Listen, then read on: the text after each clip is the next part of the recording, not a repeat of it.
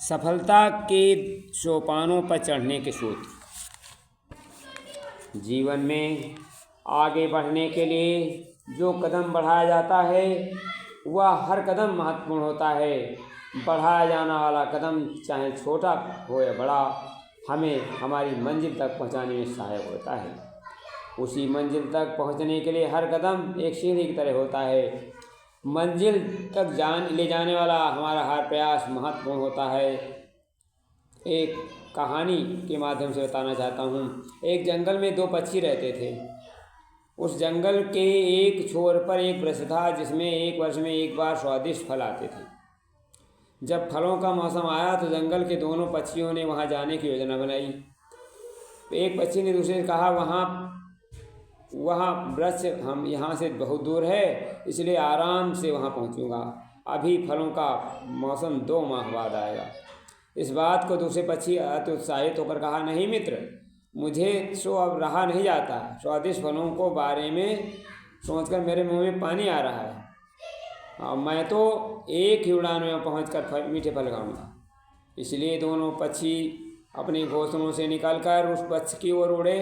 कुछ दूर जाने पर पहले पक्षी को थकान होने लगी तो विश्राम करने के लिए वृक्ष की टहनी पर ठहर गया। वहीं दूसरा पक्षी उसे ठहरा हुआ देखकर मुस्कुराया, अरे तेजी से फलों की ओर चलो। हालांकि उसकी थकान का अनुभव उसको भी हो रहा था। फल खाने जल्दी थी, इसलिए वह बिना रुके उड़ता गया। अब दूर से तो नहीं फलों का वृक्ष दिखाई पड़ा, दूर से फलों का वृक्ष दिखाई पड़ा। फलों की सुगंध भी उसे आने लगी, लेकिन तभी उसके पंख लड़खड़ाए और वह बुरी तरह थक गया। आसमान से ज़मीन गिर पड़ा। उसके पंख बिखर गए और उन फलों तक तो कभी नहीं पहुंच सका। दूसरी ओर पहला पक्षी रुक रुक कर जा रहा था। फलों तो आराम से पहुंच गया। फिर उसने फर कर स्वादिष्ट फल खाए। इससे सीख मिलती है, एक एक कदम चलकर ही अपने लक्ष्य को प्राप्त करें। साथ ही लक्ष्य पहुंचने से पहले जितना महत्व हम श्रम का है उतना हम विश्राम का भी। विश्राम करके हम मार्ग में थकान को राहत मिलती है, फिर आगे बढ़ने में ऊर्जा मिलती है। अति उत्साह से लालच परिणाम नकारात्मक ऊर्जा मिलती है। मंजिल तक पहुंचने के लिए हर व्यक्ति का प्रयास करना चाहिए, श्रम करना चाहिए। ये प्रयास और श्रम सार्थक माने जाते हैं, इसमें मनोवांछित परिणाम मिलता है। दुनिया में कोई भी कार्य एकाएक पूरा नहीं हुआ। लगातार प्रयास करने, निरंतर जुटे रहने श्रम का संपुट कार्य पूरा हो सकता है। जैसे कोई मकान एकाएक नहीं बनता, बल्कि उसे बनाने की पर्याप्त मात्रा में नींव खोदी जाती है। मकान बनाने के लिए आवश्यक सामग्री जुटाई जाती है। जो लोग अपने छोटे छोटे कार्यों की उपेक्षा करके अपनी महत्वाकांक्षा सार्थक करने के स्वप्न देखते हैं, वे भूल जाते हैं छोटी छोटी सफलताएं जीवन में सफलता दिलाती हैं। मित्रों, महात्मा बुद्ध के अनुसार आपके सामने जो कार्य है उसे पूरे उत्साह शक्ति से करें। छोटा समाज कार्य उपेक्षा मत करें।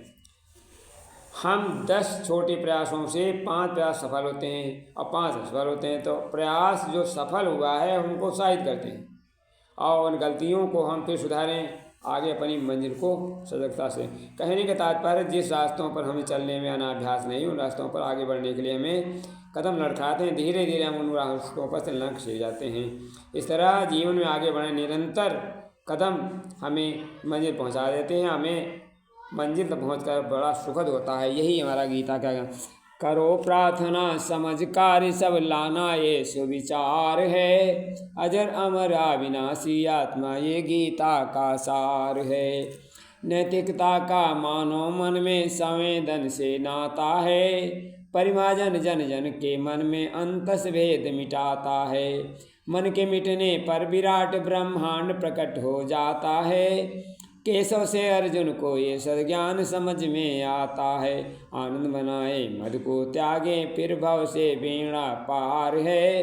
अजर अमर अविनाशी आत्मा, ये गीता का सार। मित्रों, सफलता मिलेगी, हम सोच विचार कदम बढ़ाएं, तभी आप सफलता मिलेगी। धन्यवाद।